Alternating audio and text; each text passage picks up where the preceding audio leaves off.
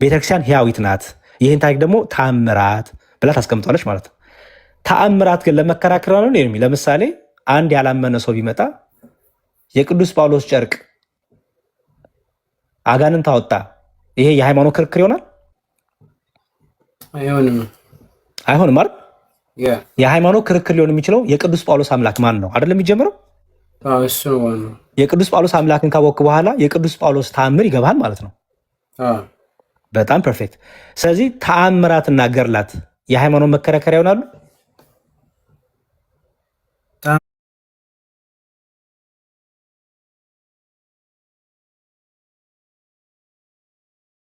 ተአምራትና ገድላት አይደሉም። እንትን ነው ያው ከኔ የበለጠ ትሰራላችሁ ይላችሁ የለ ክርስቶስ። አይ ነው የሃይማኖት መከራከሪያ። ለምሳሌ እኔ አንድ ጴንጤ ሳገኝ የሃይማኖት መከራከሪያ ከዚህ በፊት እኮ አስተምረኛል። እንትኗ ነው ዶግሟ ነው ዋናው ብለኝ ነበር። አይሆንም አይደለ? እንከራከር ብለን ከአንድ ጴንጤ ጋር አንደኛ ታምረ ማርያም መጽሐፋቸው አይደለም ካለ ሰው ጋር በዚህ እንከራከርም። ፐርፌክት። ምክንያቱም እነዚህ ገድላት ድርሳናት የቤተክርስቲያኑ መጽሐፍ ናቸው።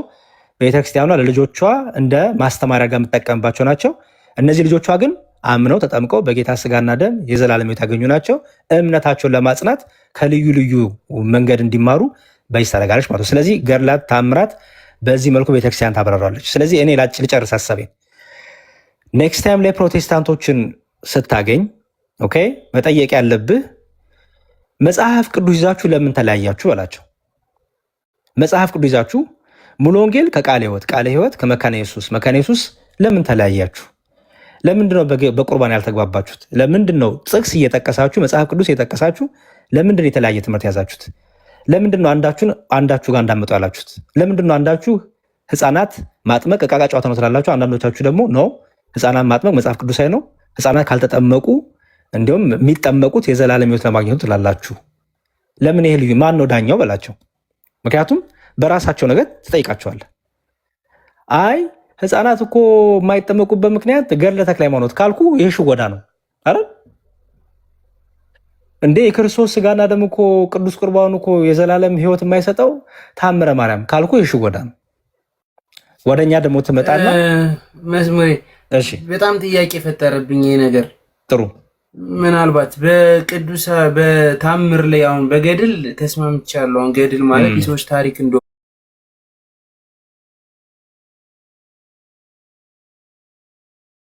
እንደሆነ ሰዎች በምድር ላይ ያደረጉትን እንደ ቅድሙ እንደነገርከኝ በስንክሳር ይጻፋል። በስንክሳር ይጻፋል። በመማሪያ ነው። በቃ እንደነሱ ጠንካራ እንድንሆን ነው። ታምር በቅዱሳኑ እግዚአብሔር ያደረገው ነው ይላል። እውነት ነው። ኦኬ በቅዱሳን ታዲያ የሚያደርገው ነገር በዚህ በምድር ላይ ያለ በጳውሎስ ላይ አድርጓል። ጨርቆ ያድን ነበረ እና ቅዱሳን አሁን ለምሳሌ ቅድስት አርሴማ ሆነ ወይም ደግሞ ክርስቶስ አምራ ምናምን የዓመታዊ ወይም በወራዊ በዓል ሲከፈል 6000 ሰው ይዘው ይወጣሉ ከገነት የሚባሉ ከሲኦል የሚባሉስ።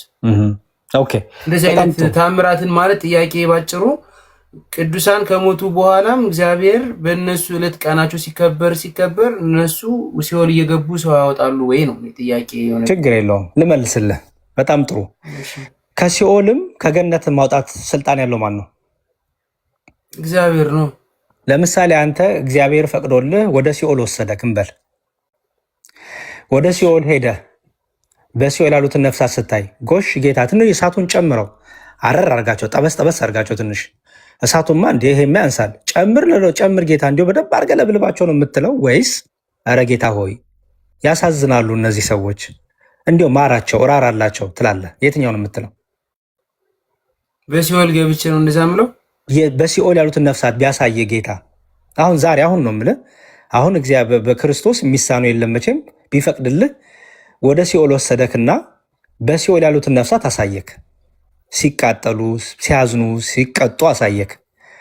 በደንብ ቅጣቸው፣ በደንብ አድርገህ እሳቱን ጨምርባቸው ነው የምትለው ወይስ ጌታ ማራቸው? በጣም ጎበስ። ማራቸው ራራላቸው አይደለም ትለው። መማርም አለመማርም ያን ፋንታ ነው፣ የእግዚአብሔር ፋንታ። አለቀ። ሐና ስትጸልይ ምን አለች መሰለ? ትንቢተ ኤርምያስ ላይ እግዚአብሔር ወደ ሲኦል ያወርዳል፣ እግዚአብሔር ከሲኦልም ያወጣል አለች። ኦኬ በከሲኦል ማውጣትም ማግባትም ፈቃዱ የማን ነው? የእግዚአብሔር። እስከ ዳግም ምጽአት ድረስ በደንብ አስተውለህ ስማኝ። ዳግም ምጽአት ማለት ጌታ ይመጣበት ቀን ነው አይደለ? የፍርድ ቀን። እስከ ፍርድ ቀን ድረስ እግዚአብሔር የወደደውን የሻውን መማር አይችልም? ይችላልኝ። ያው ግን ለፍርድ እመጣለሁ ብሎናል። ለፍርድ እስክንመጣ ድረስ እስከሚመጣ ድረስ እንጠብቃለን አይደል? እኛ ሁላችንም ስንሞት ባለፈው ያስተማረው አልሰሙ። አዎ። ስለዚህ ይኸውልህ ምን እያልኩ መሰለኝ፣ በቅዱሳን ቃል ኪዳን ላይ ለምሳሌ በክርስቶስ ሰምራ ጸሎት ይህን ያህል ነፍሳት ከሲኦል ወጡ፣ እንደዚህ ከሲኦል ወጡ የሚል ነገር ስታገኝ እኛ እንደ ክርስቲያን እንዴት ለምንረዳው መሰለ? እኔ አሜን ብዬ አዳምጣለሁ። ለምን? በሲኦል ማንም እንዳይቀጣ ስለምፈልግ በቃ። ምክንያቱም ክርስቶስም እንደተናገረው ሁሉ እንዲያውም ቅዱስ ጳውሎስ ምን አለ በመልእክቱ? ሁሉ ወደ ንስሐ ይመለሱ ዘንድ ማንም እንዳይጠፋ ይታገሳል እግዚአብሔር ብሏል። በቃ እኛ የክርስቶስ ልብ ካለን ማንም እንዲጠፋ አንፈልግም። እንኳን በምድር ያሉ አይደለም በሞት እንኳን ያሉ ስለማናቃቸው ከቤተክርስቲያን ትጸልያለች። ባይዘው ቅዳሴ ሄደ ስለማታውቅ ይሆናል እንጂ ቅዳሴ ላይ ምን እንዳለ መሰል? እግዚአብሔር ሆይ ስለሞቱ ነፍሳት ምህረትን እንድታረግ እንማልድሃለን ይላል። አየው፣ የክርስቲያኖች ግዴታቸው እኔም አንተም ቅዱሳኑም ቢሆኑ የከበሩት ሁሉም ምንድነው? የክርስትና ሕይወት መገለጫቸው የክርስቶስ ልብ ነው። እሱ ምንድነው? ምህረት፣ ፍቅር። ስለዚህ ቅዱሳኑን ሰምቶ እግዚአብሔር ከሲኦል ካወጣ ምን ገዶን እኛ አሜን እንላለን። በክርስቶስ ሰምራ ጸሎት እግዚአብሔር ከሲኦል ነፍሳት አወጣ፣ አሜን ብዬ እቀበላለሁ። ምን ያህል ቸርና ድንቅ አምላክ ነህ! ቸርነቱን አንተ አትጠይቀውም፣ ፍርዱንም አትጠይቀውም። ትጠይቀዋለህ? እኔ አልጠይቀውም። ግን አሁን በጣም እኮ ማለት አሁን ኢየሱስ ክርስቶስ በምድር ላይ መጥቶ በምድር ላይ የሞተልን ዋናው ፐርሰኑ ምንድነው ከተባለ እኛ ሁላችንም። ለነገሩ እሱ ደግሞ ልዩነት አለው። ምልጃ ሲባል እንደገና ፈራሽ ሲባል ደግሞ ወደኋላ ልንመለስ እናወራበታለን። አሁን ከሲኦል መውጣት የሚለውን ኮንሰፕት እንጨርስ። ከሲኦል መውጣት ሲባል አሁንም ወደ ሲኦል መክተትም አስወጣትም የማን ፋንታ ነው አለ? የእግዚአብሔር ፋንታ ነው ብለናል። እሱ በቃ እግዚአብሔር ፋንታ ነው። ለምሳሌ እኔ እግዚአብሔርን ለምኘው እግዚአብሔር ወዶ ፈቅዶ ቸር ስለሆነ ጸሎቴን ሰምቶ ከሲኦል ነፍሳት ቢያወጣ እኔ ጠይቋለሁ እግዚአብሔርን? ግን እግዚአብሔር ከሲኦል የሚያወጣውን ነፍስ እንዴት ሊያወጣው እንደሚፈቅድ እንዴት ሊያወጣው እንደሚችል አዋቂው እሱ አይደለም? አዎ እሱ ነው አዋቂውማ። በቃ ስለዚህ እኛ ምን እናምናለን? በዛ ለምሳሌ በክርስቶስ ሰምራ መዝሙሬ በጣም ይቅርታ ታክ ያረኩ በማን እየገባሁ ስለሆነ ነው። አሁን እኮ ለእኔ ትልቅ ጥያቄ የሚያስነሳው ምንድነው ሰው በክርስቶስ ካላመነ የዘላለም ሕይወት እንደማያገኝ መጽሐፍ ቅዱስ ይነግረናል፣ ተደጋግሞ ማለት ነው። መዳን የሚቻለው በክርስቶስ ሌላ በማንም የለም ብሎ ተናግሯል። አሁን እንደዚሁ እንዳያችሁኝ ወደ ሰማይ ሄጃለሁ እንደዚሁ ደግሞ በክብር መለሳለሁ ሐዋርያት እንትኖች መላእክትን ተናግሯል አይደል? ሐዋርያት ሲሆን እንዲህ እንዳያችሁ ተመልሶ ይመጣል ብሏል። የሚመጣው ለፍርድ ነው። ለፍርድ የሚመጣ ከሆነ የሰው ልጅን በሲኦል ውስጥ ያለን ሰው ቅዱሳን እዛ ውስጥ ገብተው ያወጣሉ ማለት ታዲያ የክርስቶስ መምጣት ፍርዱ ምን ላይ ነው? መጥቶስ በማን ላይ ነው የሚፈርደው? ሰዎችን እያስገቡ እያስወጡ ከሆነ እነሱ አላስወጡም አላስገቡም። ማስገባት ሳይሆን ያስወጣሉ ነው። ከእነሱ የሚጠበቀው መጠየቅ ነው። የመጀመሪያው እሱን አትርሳ። እነሱ አስገባ ያስወጪ አይደሉም። ማስገባት ማስወጣት ወደሚችለው አምላክ ይለ ቅድም ምን አልኩ? በሲኦል ነፍሳትን ብታይ እግዚአብሔር ሆይ ማራቸው ትላለህ ወይ አትልም? ስል ምን እላለሁ አልከኝ? ማራቸው ላለው አልኩኝ። ኦኬ ማራቸው የምትለው ለምንድን ነው? ለምን አጥፋቸው ቅጣቸው ለምን አትልም? ያው ያየኸው ነገር መቼም ሰው ወደ መጥፎ ነገር እንደዚሁም በምድር ላይ ሆነ እኮ ሰው አልጋ ላይ ተኝቶ ብታይ እግዚአብሔር አምላኩ ይማረው እኮ እላለሁ። እኔ ስለ ምድሩ አይደለም የጠየኩህ በሲኦል ስላሉት ነው ነፍሳት። ያው ቢያሳየኝማ እንደዛ የምለው ሰው ስለሆንኩ ነው እንደዛ የምለው። ሌላ ምን ነው? ክርስቲያን ስለሆንክ አይደል? የክርስቶስ ፍቅር የገባ ስለሆንክ። ኦኬ አሁን እሱን ያዝልኝ። በቤተክርስቲያናችን አስተምሮ እነዚህ በሲኦል የገቡ ነፍሳት የተባሉት እነማን ናቸው ተብሎ ያዝልኝ። ለምሳሌ በደምብ ስማኝ። እኛ ምን እናምናለን? አንዴ ከዳንክ መዳንን አታጣው የሚል ትምህርት የለንም እንደ ፕሮቴስታንቶቹ። ይህን ታውቃለህ ብዬ አስባለሁ። ዋን ሴቭድ ኦልዌይስ ሴቭድ። አንዴ ከዳንክ መዳንን አታጣው፣ ምንም ብታረግ መዳንን አታጣውም እስካልካክ ድረስ የሚል ትምህርት የለንም። መዳናችንን እናጠዋለን። መዳናችንን የምናጠው በምንድን ነው? ለምሳሌ እኔ ክርስቲያን ነኝ። የክርስቶስ ክቡር ሥጋ ክቡር ደም ተቀብዬ የዘላለም ሕይወት አግኝቻለሁ። እስከ መጨረሻው ድረስ ግን የዘላለም ሕይወቴን አጽንቼ መጠበቅ ግን የኔ ፋንታ ነው። በቤተክርስቲያን ያለሁት በኃጢአት እየወደኩ በዝሙት እየወደኩ እያመነዘርኩ ሰው እየገደልኩ ንስሐ ሳልገባ ኦኬ። በብዙ ድካም ውስጥ አልፌ ወደ ሲኦል ቦርድ፣ በደንብ ስማኝ። ጌታን አልካድኩም። ኦኬ። ጌታን የሰደብኩ አይደለሁም። በሃይማኖት ሆኜ ባርፍ፣ ግን ደግሞ በኃጢአት ውስጥ ብዙ ስጨማለቅ ነው ያልኩት። ግን በሃይማኖት ውስጥ ጸንቼ ነው የሞትኩት እንበል። ኦኬ። ከዛ ወደ ሲኦል ቦርድ፣ ወደ ሲኦል ከወረድኩ በኋላ ለምሳሌ አንድ ሰው ሲያርፍ በቤተክርስቲያናችን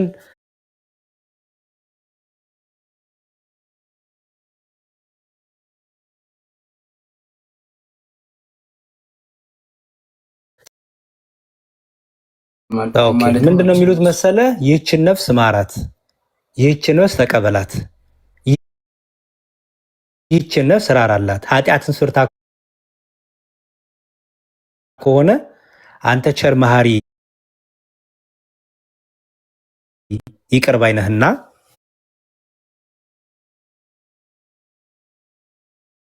አንተን ሳትክድ በቤተ ክርስቲያን ሆነ ያረፈች። እሺ አሁን አስተውረዬ እዚህ ጋር ምን ታደርጋለህ? ኦሪት ዘጸአት ምዕራፍ 20 ቁጥር 5 ጀምሮ ያለውን ነገር እሱን አንብብለትና በጣም ክሊር ስለሚያደርግልህ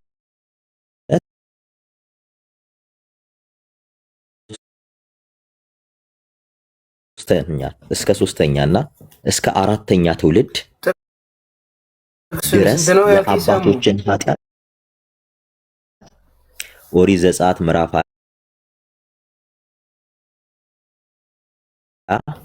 ከቁጥር 5 ጀምሮ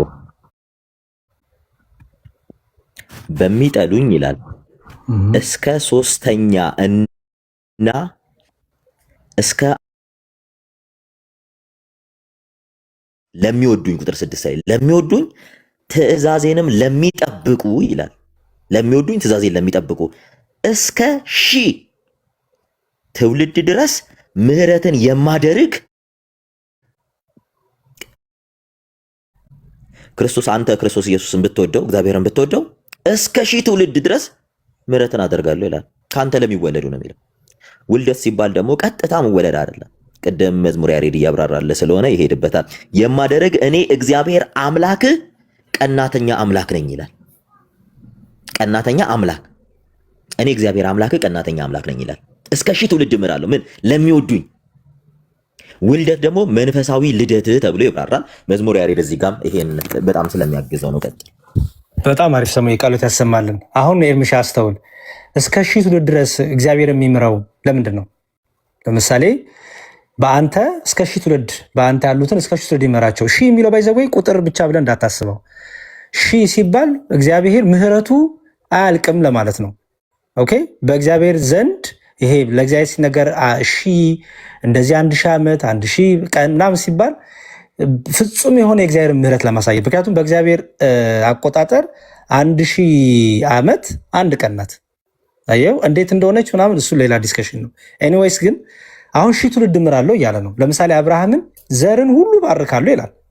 ዘርን ሁሉ ባርካለሁ፣ የሚረግሙን ረግማለሁ፣ የሚጠሉን እጠላለሁ፣ የሚወዱን ደግሞ እባርካለሁ ይላል። ማንን? በዘር ሁሉ ይባረካል በአንተ ይላል። ኦኬ አሁን አስተውል ኤርሚ፣ የእግዚአብሔር ቸርነት የእግዚአብሔር ምህረትን በዚህ ውስጥ ያለ።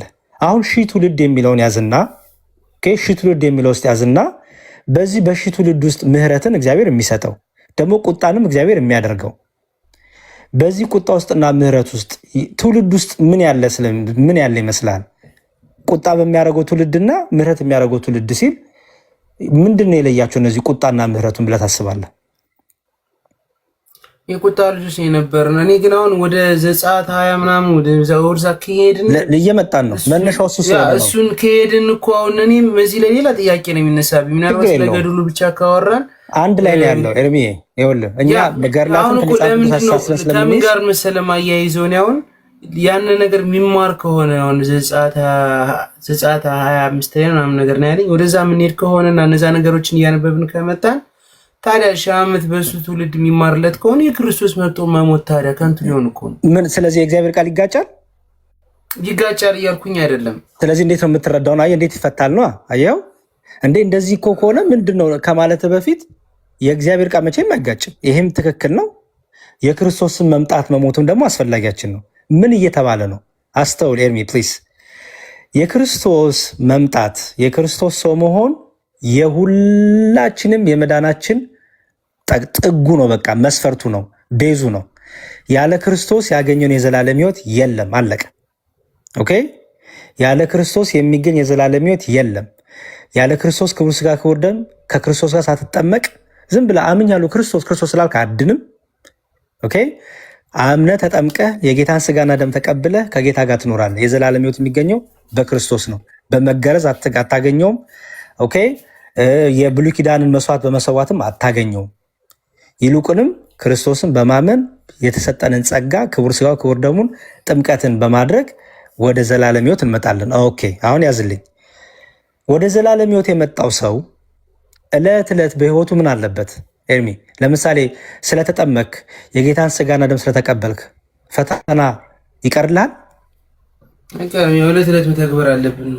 ጌታ ስላልሞተልን ነው ፈተና የሌለብህ? እሱማ በምድር ሳላችሁ ፈተና አለባችሁ ብሎ የለ ጥያቄ። ጌታ ስላልሞተልህ ነው ፈተና ያለብህ? ኖ ፈተና አለብን። ክርስቲያን ስለሆንክ ነው ፈተና ያለብን። ስለዚህ የዘላለም ሕይወትህንና ፈተናህን አታገናኙም ማለት ነው አይደል? የዘላለም ሕይወትን ያለ ክርስቶስ የለም። ስትሆን ሁሌም ፈተና አለ። በጣም ጥሩ። በፈተናው ግን እንድትጸና ራሱ የእግዚአብሔር ጸጋ ያግዝሃል አይደል?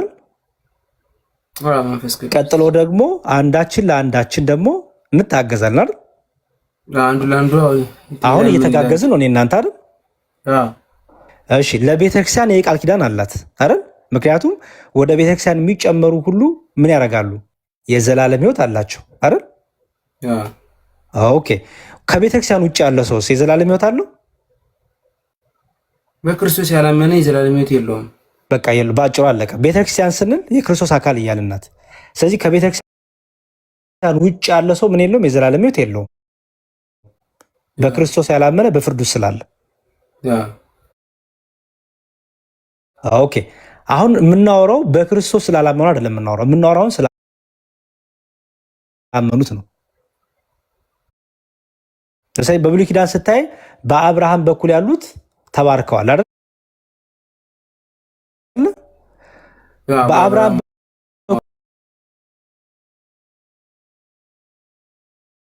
አሁን ወደ ክርስትናው ስንመጣ ወደ ክርስትና የተጨመሩ ሰዎች አሉ አይደል?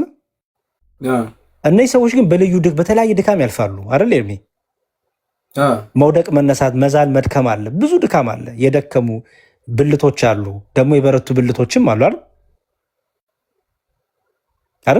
እነዚህ ሁሉ በቤተክርስቲያን ውስጥ ነው ያሉት አይደል? የዘላለም ሕይወት ወረዳ አግኝተዋል አይደል? ተጠምቆ አምኖ መጥተዋል። በጣም ጥሩ። እነዚህ ሰዎች በዕለት ዕለት ሕይወታቸው የእግዚአብሔር ቸርነት ያግዛቸዋል። ደግሞ እኔ ስለአንተ አንዱ ስለ አንዱ እየጸለየ አያግዝም? አንዱ ለአንዱማ ይጸልያል። እሱንማ እኮ እቀበላለሁ ብያለሁ። በጣም ለምንድን ነው አንዱ ለአንዱ መጸለዩ? ክርስቶስ በቂ ስላልሆነ ነው? ለነገስታት መጸለይ እንደሚያስደስተው መጽሐፍ ቅዱስ የተጽፎ አይቼው ነበር። ስለዚህ የቅዱሳን ምልጃ አንዱ ስለ አንዱ የሚያደርገው ምልጃ ከክርስቶስ ቤዛና ጋር አይገናኝም ማለት ነው? አይገናኝም። እሱ እኮ በጣም ጥሩ። ይህንን ፋውንዴሽን እየሰራ እንሂድ። በጣም ጥሩ። ከዛ በኋላ እንግዲህ ስላመኑት ነው የምንሯረው ብያለሁ። ያላመኑት ሰዎች እንዲሁ በስጋዊ ድካም ንስሐ ሳይገባ አንድ ሰው ቢያርፍ፣ ለምሳሌ ዛሬ ላይ በደል ኃጢአት እየሰራ አንድ ሰው ቢያርፍ አይደል? ከዛ በኋላ አረፈ፣ ከዛ ፍሬ አላፈራም አይደለ? በክርስቶስ ሆኖ ግን ፍሬ አላፈራም። እንዲሁ ወደ ሲኦል ወረደ ልበልህ። ምክንያቱም ኦልሬዲ በፍርድ ውስጥ ያሉ ያላመኑ ሰዎችማ በፍርድ ውስጥ ናቸው አይደል? ስለነሱ አናውራ። ኦልሬዲ እነሱ በፍርድ ውስጥ ናቸው። አሁን የምናውራው ግን ያመነው ፍሬ ያላፈራው ሰው አለ። እስከ ዳግም ምጽአት ድረስ በኃጢአት በበደል ምክንያት በስጋ ሳለ በኋላ አረፈ። ይሄ ሰው እስከ ዳግም ምጽአት ድረስ በሲኦል ነው ያለው አይደል? ምክንያቱም ፍሬ ያላፈራው በሃይማኖት ያልጸናው ሰው ጌታ መጥቶ የሚጠይቀን ጥያቄ አለ መቼም አይደል? እሺ አሁን ይሄ ሰው በሲኦል ሳለ እግዚአብሔር ለምሳሌ በምድር ላይ ያለን ሁላችንም ስለዛ ሰው እግዚአብሔር ራራለት፣ ማራለት። በቤተክርስቲያናችን እኮ የነበረ ሰው ነው። በአንተ እኮ የነበረ ሰው ነው። ግን በኃጢአት በበደል በብዙ ድካም ውስጥ የነበረ ሰው ነው። አዎ ስራው ምግባሩ ለሲኦል የሚያበቃው ነው። አንተ ግን ቸርና መሐሪ አዳኝ ስለሆንክ እራራለት፣ ይቅር በልለት፣ ተቀበለው፣ ይቅር በለው ብንል ከኛ የሚጠበቀው ይሄ ነው አይደለ ኤርሚ? እኛ እዚህ ያለነው ለሞተው ሰው ማለት ነው የምንጸልይለት። በነገራችን ላይ ጸሎት አይቋረጥም። በሰማይም ጸሎት አለ፣ በምድርም ጸሎት አለ። ጸሎት ተቋርጦ አያውቅም። የክርስቲያኖች ህይወታቸው ነው። ስለ ሞት ጸሎት አይቋረጥም። ጸሎት ያን ሰው ታዲያውን በእምነት አለው አምኗል። እኛ ማህበር ነው ክርስቲያን ነው። ስራው ግን ልክ አልነበረም። ስለዚህ እኛ ከዚህ ሆነን እሱ የሞተውን ሰው ብንጸልይለት ወደ ገነት ይገባል ነው አላልኩም። ከኛ እንጸልያለን። ወደ ገነት ማስገባትም አለማስገባትም የማን ፋንታ ነው እያልኩ ያለሁት? የእግዚአብሔር ፋንታ ነው። በቃ አለቀ። ከኛ ግን የሚጠበቀው ምንድን ነው? መጸለይ ነው። ምን ብለን እንዴ? ቅድም እኮ አልኩ። ሲኦል አንተ ብትሄድ በአሁን ሰዓት እግዚአብሔር ሲኦል ቢወስድ እገሌ ያመነ ይሁን ያላመነ ይሁን አታውቅም አይደል? አላውቅም። ግን ምንድን ነው የምትለው? ስታይ በሲኦል ያለውን መቀጣት ስታይ፣ ነበልባሉን ስታይ፣ በሲኦል ሲሰቃዩ ነፍሳቸው ስታይ ደስ ነው የምለው? ደስታ ታደርጋለህ? ሐሴት ታደርጋለህ? ስለዚህ ምን ትላለህ? ጌታ ሆይ እራራ ማር ትለዋለህ አይደለ? እሺ ብሎ ቢያወጣልህ የእግዚአብሔርን ቸርነት ለምን አወጣ ብለህ ትቃወመዋለህ? እግዚአብሔር ከሲኦል የሚያወጣውን ከሲኦል የሚያድነውን ከሲኦል የሚያወጣውን አያውቀውም? ምን እንደሆነ ህይወቱ ያውቀዋል። በቃ አለቀ። እኛ ምንድነው የምናምነው መሰለህ? በቅዱሳኑ በክርስቶስ ሰምራ የሚሆን በሌሎቹም ጸሎታቸውን እግዚአብሔር ሰማ፣ አሜን ብለን ነው የምንቀበለው። ከሲኦል ነፍሳቱ ወጡ። እግዚአብሔር ማንን በምን መልኩ እንደሚያወጣ የሚያውቅ አምላክ ነው። ከነሱ የሚጠበቀው ጥያቄውን ማቅረብ ነው። ኦኬ። በሲኦል ያሉት ነፍሳት አንተ ልክ ስትሄድ አንተ በሲኦል ያሉትን ነፍሳት አይተህ እንደራራ እንዳዘንክ ክርስቶስ ሰምራ አዘነች፣ ቅድስት አርሴማ አዘነችና ክርስቶስን ጠይቃ ማረላት፣ ይቅር አለላት ይባል። ምንድነው ስህተቱ ኤርሚ? እርሱ ማንን ይቅር እንደሚል ማንን ከሲኦል እንደሚያወጣ ህይወታቸውን የሚያውቅ አምላክ ነው አይደል? ክርስቶስ ሰምራ ፒክ አርጋ እገሌን እንዲያው እስቲ ኤርሚያስን እንዲያው ያሬድን ብላ ስም አልጠራችም አይደል? ልክ አንተ ሲኦል ስትሄድ ለይተህ ሰሙን ያሬድን ብላ አይደለም የጸለይከው አይደል? ያልከው ምንድን ነው? እነዚህን የሚሰቃዩትን ማራቸው አይደል ያልከው? እሺ ብሎ ጌታ ቢምርልህ ስላንተ ከኔና ከአንተ ምንድነው የሚጠበቀው? እኔ ጌታን ቸርነት ነው የማደንቀው። ኦኬ። ግን ደግሞ አስተውል፣ በሲኦል ያሉት ነፍሳት ትምህርትም ናቸው። ደግሞ ምን አይነት ትምህርት? እግዚአብሔር ደግሞ ወደ ሲኦልም እንደሚያወርድ ደግሞ ትምህርትም ናቸው። ደግሞ ቢወጡ ደግሞ እግዚአብሔር ሩሩ ቸር መሆኑን ደግሞ እግዚአብሔር አዛኝ መሆኑን ደግሞ የምትማርበት ነው። ይሄ ሲባል ታዲያ እንዝላልሁን ተንዘላዘለ እንደፈለግኩ ማለት ነው አይደለም። ምክንያቱም ምን ብያለሁ ቅድም? እግዚአብሔር ማንን እንዴት አድርጎ እንደሚቀጣም ማንን እንዴት አድርጎ እንደሚያወጣም እንደሚያድንም አያውቅም? አይመረምርም? ያውቃል፣ ይመረምራል። በቃ ስለዚህ መመርመሩን ስልጣኑን ይቅር ማለቱን ለእሱ እንሰጥና ከእኛ ግን ምን ይጠበቅ? እንኳን ክርስቶስ ሰምራ አይደለችም። እኔም አሁን ጸሎት አድርጌያለሁ። ከመተኛቴ በፊት ምን ብዬ ጸልያለሁ መሰለ? ጌታ ሆይ በዚህ ሰዓት እየሞቱ ያሉትን በጦርነት በየሆስፒታሉ በየመንገዱ በየቦታው እየሞቱ ያሉትን ነፍሳት ይቅር በላቸው፣ ራራላቸው፣ ነፍሳቸውን አሳርፍ ብዬ እለምናለሁ። ማን ይሙት ምን ይሙት በምን አውቃለሁ? አውቃለሁ ኤርሚ አውቃለሁ። በቃ ከኔ የሚጠበቀው ምንድን ነው? ራራ፣ ይቅር በል፣ ነፍሳቸውን ከሲኦል ከእሳት አድን፣ ከሚያስፈራው ከዛ ጨለማ አውጣቸው ብዬ መለመን ነው ከኔ የሚጠበቀው። መሐሪ አምላክ ስላለኝ። መማር ግን የእሱ ፋንታ ነው። ማንን ግን እንደሚምር በምን ምግባሩ በምን ህይወቱ እንደሚምር መመዘኛው መለኪያው አለው ግን ራሱ ባለቤቱ ጋር ነው አይደል? በቃ ይሄ ግን ተአምር ነው። ባይዘወይ ይሄ ተአምር ነው ማለት ነው እግዚአብሔር ለቅዱሳኑ ወዳጅነት የሚያሳይበት ለማለት ነው እንጂ እንደፈለጋችሁ ሁኑ፣ ተንዘላዘሉ፣ እንደፈለጋችሁ ሁኑ እየተባለም አይደለም። እንደዛ ከሆነማ ማቴዎስ ወንጌል ምዕራፍ 24 ላይ ቅድም ያሳየው ላይ ስለተመረጡ ሰዎች ለምንድን ነው ቀኖቹ የሚያጥሩት እንዴ? ሌሎቹ እንትን ባሉት ለተመረጡ ሰዎች መሀል ገብተው ለምንድን ነው የመከራውን ቀን የሚያሳጥሩት? ምክንያቱም ይላል እዛው ላይ እኮ ወንድም ወንድሙን ይገላል፣ እንደዚህ ይሆናል፣ እንደዚህ ይሆናል። ግን እግዚአብሔር ስለተመረጡ ሰዎች ይላል እንዴ። እነዛ ሰዎች ክፉ እየሰሩ እነዚህ የተመረጡ ሰዎች ለምንድን ነው እግዚአብሔር በመሀል እንዲገቡ ያደረጋቸው? ኤርሚ ስለማያውቅ ነው ክፉ እንደሰሩ ስለማያውቅ ነው። በቃ ስለዚህ እግዚአብሔር በሚፈቅደው የሚወደውን ነገር ያደርጋል። ከእኔና ካንተ ግን ዳዊት እንደተናገረው የድፍረት ኃጢአትን መስራት ግን የለብንም። እግዚአብሔር እኮ መሐሪ ነው እያልን ግን ኃጢአት መስራት የለብንም። እጥፍ ሲኦል ሳትስተውልከት በሰማይ ያሉ ቅዱሳን እና በምድር ያሉ ቅዱሳን አንድ አይነት ነገር እንትናቸው ማለት ነው። ኮሚኒኬሽን አለን ማለት ነው። ግንኙነት አለን። ይሄ አሁን ለምሳሌ እንኳን በሰማይና በምድር አይደለም እኔ እና አንተ እንኳን አንተ ካናዳ ቁጭ ብለን የአሜሪካ ቁጭ ብዬ ሰሙ ኢትዮጵያ ሆኖ ሌሎችም የተለያየ ቦታ ሆኖ እየተገናኘን ነው ወይስ አይደለም? ከዚህ ምድር ላይ ያሉ ቴክኖሎጂ አገናኝተናል። እሺ ታዲያ በክርስቶስ ያለው መንፈሳዊ ህብረት ከዚህ አልፍም ኤርሚ የምናወራው ስለ መንፈሳዊ ዓለም ለምንድን ነው ታዲያ አልዓዛር በአብርሃም እቅፍ በነበረበት ሰዓት ላይ አንዱ ልክ እንደዚህ አድርግ ሊብስ ጠይቀው ለእነሱ እነ ሙሴ ያለለት ያለው ለምንድን ነው? እነ ሙሴ ለእነሱ እነ ሙሴ ያለ እነሱን ይስሙ አለ።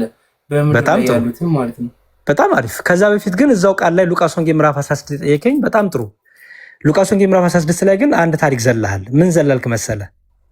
አብርሃም ሀብታሙና ባለጸጋው በምድር ላይ እንዴት ይኖሩ፣ ድሃውና ባለጸጋው በምድር ላይ እንዴት ይኖሩ እንደነበረ ህይወታቸውን አውቆ ነግሯቸው ነበረ። በምን አወቀ ኤርሚ? አብርሃም ሞቷል፣ በስጋ የለም። እነዚህ ሰዎች በምድር ላይ አንደኛው ድሃው ተጎሳቅሎ ይኖር እንደነበረ፣ ሀብታሙ ተመችቶት ይኖር እንደነበረ አብርሃም በምን አወቀ?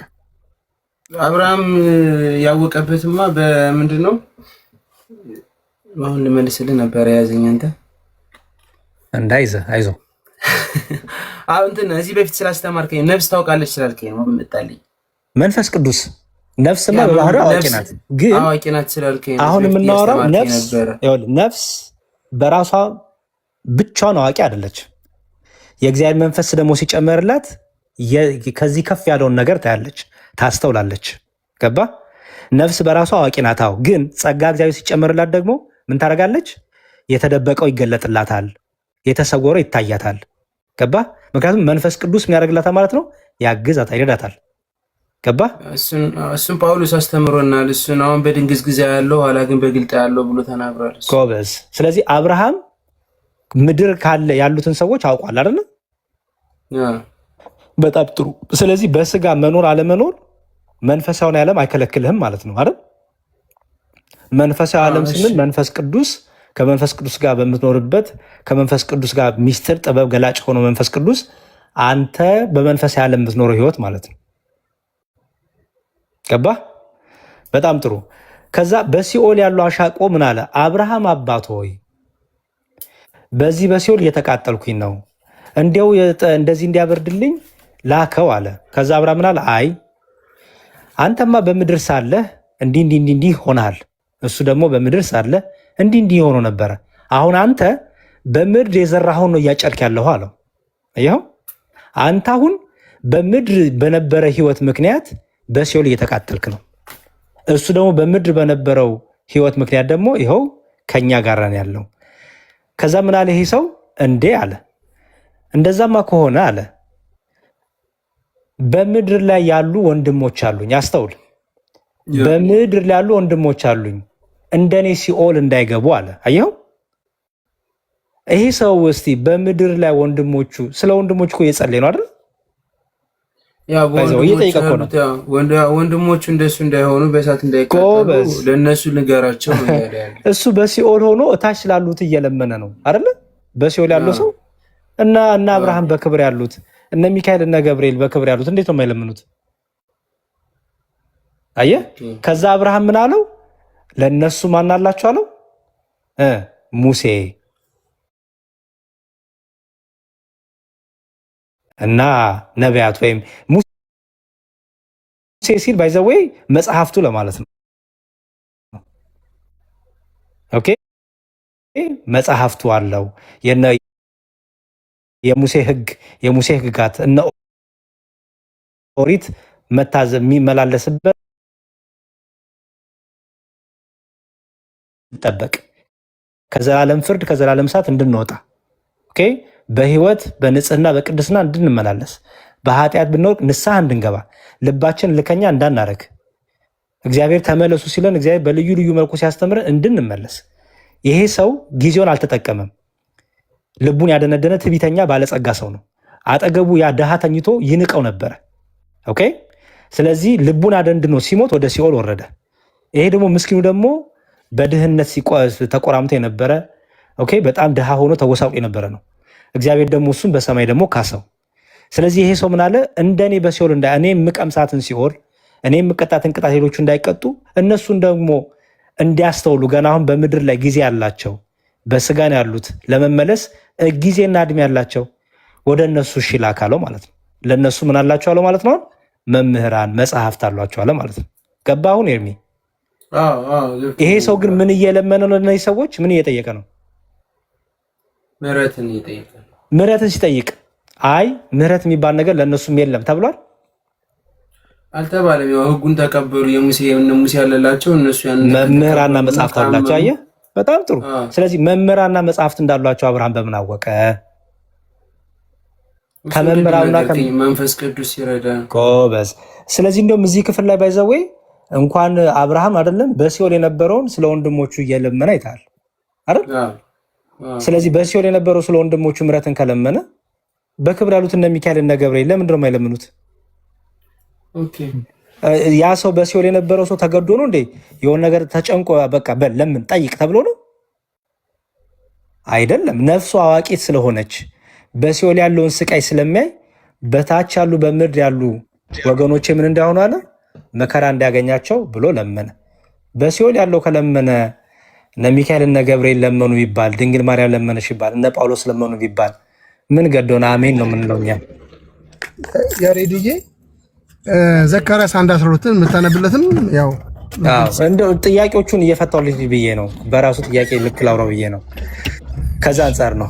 እሺ አኪልዬ ኤርሚ አቤት፣ እየሰማሁ ነው። እሺ እየገባክ ነው? አዎ አሁን እኮ እስኪ እኔ ምን ልበል ማለት አሁን የጠየኩት ጥያቄ እና እያንዳንዱ ነገር ማወቃቸው ንብረት ማድረጋቸው ነው። በደንብ እየሰማሁኝ ነበር። ምክንያቱም አንድ ቅዱሳን በሰማይም ሆነ በምድር በአንዲት ቤተክርስቲያን በእግዚአብሔር ግንድነት በክርስቶስ የሕይወት ግንድነት ቅርንጫፍነት በዛ ህብረት እንደሚደረግ የሚቋረጥም እንዳልሆነ ነው እየተማርኩ ያለሁት።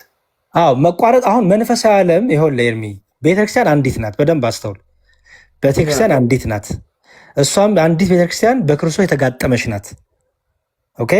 በሰማይ ካሉ ቅዱሳን ሩጫቸውን ከጨረሱ ጋር እኛ በሩጫ ያለነው ህብረት አለን። የሙታን አምላክ አናመልክም። እኛ ህብረት የለንም የሚል ሰው አምላኩ ሙታን ነው ማለት ነው። የኛ አምላክ ደግሞ እንጂ እንደዛ ሳይሆን የተረዳሁት አንድ ሰው ህብረት አለው። ኦኬ ህብረት አለው ከሞተ በኋላ ለምሳሌ ሐዋርያው ጳውሎስ ምን ይናገራል? ሞት ምንድን ነው ላንተ ኤርሚ?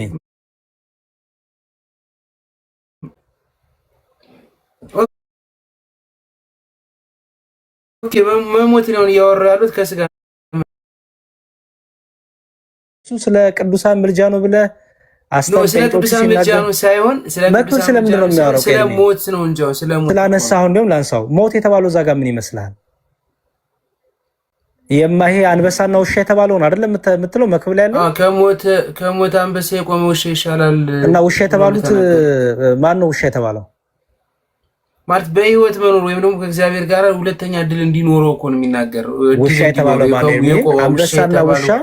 አንበሳና ውሻ የተመረጡበት የራሱ ምክንያት አለው። ሌላ እንስሳት መጥራት እየቻለ አንበሳና ውሻ ለምን ተጠቀመ? በመጽሐፍ ቅዱስ አንበሳና ውሻ የራሱ ትርጉም አለው። ኤርሚሻ እሱን አላውቅም እኔ። በቃ አሁን እሱ ነው እያልኩ ያለሁት። አየኸው ሰው በአንበሳ በውሻ ኦኬ። ምክንያቱም እዛው ደግሞ የሚላል መሰለ መክብብ ወይ 9ን ከፍቼ ላሳይ ማለት ነው። ምክንያቱም ብዙ ጥቅሶች ናቸው ጭንቅላት ውስጥ ያሉትና አይደለም ምናልባት ለማብራሪያ እንትን ለመጠቀም ብዬ ነበር። እሱ ጥያቄ ማብራሪያ ትርጉሙን ካላወቀው እንዳታብራራ የሚ ምክንያቱም ራስንም ስህተት ውስጥ ትከታለህ በራስ መንገድ ከፈታው ሰው እሱን ላሳይህና አትሊስት እንትን ልበል። ኦኬ አንተ ካልጋ ያስነሳኝ ይቅርታ በጣም እግዚአብሔር ሌሊት ነው ብዬ ነበር እኔ ተኛ ያለ ነበር እና እኔም ተኛለሁ ነገም ደግሞ ቀን ስትኖር ምናምን እናወራለን ብዬ ነበረ። ችግር የለውም። ጥያቄ አንስቼ አላውቅም ብዬ ነው ስለነሱ። አይ ጥያቄ እንዳልኩ ነው። ጥያቄ ስታነሳ አሁን እኛን ኦርቶዶክስ ጥያቄ ጠየቄ ነው። ይኸው ኦርቶዶክሳዊ ምላሽ እየሰጠውክ ነው። እነሱን ስታገኛቸው ጴንጤያዊ ጥያቄ ጠይቃቸው። የቤተ እምነታቸውን መጽሐፍት ይዘህ በዚህ ቤተ እምነታቸው መጽሐፍ ላይ እንደዚህ ይላል። የእነሱን ሁል ጊዜ ስለ ኦርቶዶክስ ብቻ ስለሚነሳ በዓለም ሁሉ ናት ብዬ ስለማምን ሁሉ ጊዜ ጠይቃለሁ ኦርቶዶክስ። አንተና አሁን አየኸው። እነሱንም ደግሞ መጽሐፋቸው ልክልሃለሁ። ዛሬ ሲጠይቃቸው ውጡ ውጡ እያለ መጣ እኮ በጣም ገርሞኛል። ኢትስ ኦኬ እንግዲህ ችግር የለውም። ኤርሚዬ ትምህርቱ ላይ እናተኩርና ይኸውልህ ወደ ትምህርቱ እንመለስ። መክብብ 9 ላይ እንዲህ ይላል። ይኸው መዝሙርዬ በጣም ይቅርታ። ትንቢተ ዳንኤል ላይ ምዕራፍ 9 ቁጥር 4 ላይ ያለውንም ከፍተህ ብታሳየው ጥሩ ነው። ጌታ ሆይ ከሚወዱና ትእዛዝን ከሚፈጽሙ ጋራ ቃል ኪዳንና ምሕረትን የምትጠብቅ ታላቅና የምታስፈራ አምላክ ሆይ ብሎ የተናገረውን ትንቢተ ዳንኤል ምዕራፍ 9 ቁጥር 4 ላይ ያለው ማለት ነው። እሺ እንትን ይበብዬ ነው ጥያቄዎቹ ጭንቅላት ውስጥ ያሉት ጥያቄዎች አንድ ይወጡ ብዬ ነው። ከዛ በኋላ ለመክተትም ቀላል ነው። መክብብ 9 ላይ እንዲህ ይላል። በደንብ አስተውለ ያው እንዲህ ይላል። ያው ጻድቃንና ጠቢባን ስራዎቻቸውን በእግዚአብሔር እጅ እንደሆኑ በደንብ አስተውሉ። ማና ማን ይላል? ጻድቃንና ጠቢባን ስራቻቸውን በእግዚአብሔር እጅ እንደሆኑ ይህን ሁሉ እመረምር ዘንድ በልቤ አኖርኩ። ፍቅር ወይም ጥል ቢሆን ሰው አያውቅም፣ ሁሉ ወደፊት ናቸው። የጻድቁና የበደለኛው አሁን እየተነጻጸሩት እነማን ናቸው? ያዝ የጻድቁና የበደለኛው፣ የመልካሙና የክፉ፣ የንጹሕና የርኩሱ፣ መስዋዕትን የሚሰዋውና የማይሰዋው የሰው ሁሉ ድርሻው አንድ ነው። እንደ መልካም ሰው እንዲሁ ኃጢአተኛ፣ እንደ መሐለኛው ሰው እንዲሁ መሐላን የሚፈራ ነው። አንድ ድርሻ ሁሉን እንዲያገኝ ከፀሐይ በታች በተደረገ ሁሉ ይህ ነገር ክፉ ነው። ደግሞም የሰው ልጆች ልብ ክፋትን ተሞልታለች። በሕይወታቸው ሳሉ እብደት በልባቸው ነው፣ ከዚያም በኋላ ወደ ሙታን ይወርዳሉ። እነዚህ እብደት ክፋት ያለባቸው እነዚህ ጻድቃን ናቸው? ኤርሚ አይደሉም። አስተውል። ጻድቃንና እነዚህማ ምንድን ናቸው ይላል? በእግዚአብሔር እጅ ናቸው ይላል። አየው። ምክንያቱም ይላል ጻድቁና ጠቢቡ ስራዎቻቸው በእግዚአብሔር እጅ ነው ይላል። ኦኬ። እነዚህ ግን ምንድናቸው ይላል? በልባቸው የሰው ልጆች ልብ ክፋትን ተሞልታለች፣ በሕይወታቸው ሳሉ እብደት በልባቸው ነው፣ ከዚያም በኋላ ወደ ሙታን ይወርዳሉ። እነዚህ ጻድቃን ናቸው? እብደት ያለባቸው ክፋት ያለባቸው አይደሉም። አሁን መጣ። ያልሞተ ውሻ ከሞተ አንበሳ ይሻላልና ሰው ከሕያዋን ሁሉ ጋር በአንድነት ቢኖር ተስፋ አለው። ሕያዋን እንዲሞቱ ያውቃሉና ሙታን ግን አንዳች አያውቁ። መታሰቢያቸው ተረስቷል፣ ከዚህ በኋላ ዋጋ የላቸውም። ፍቅራቸውና ጥላቻቸው፣ ቅናታቸው በአንድነት ጠፍቷል።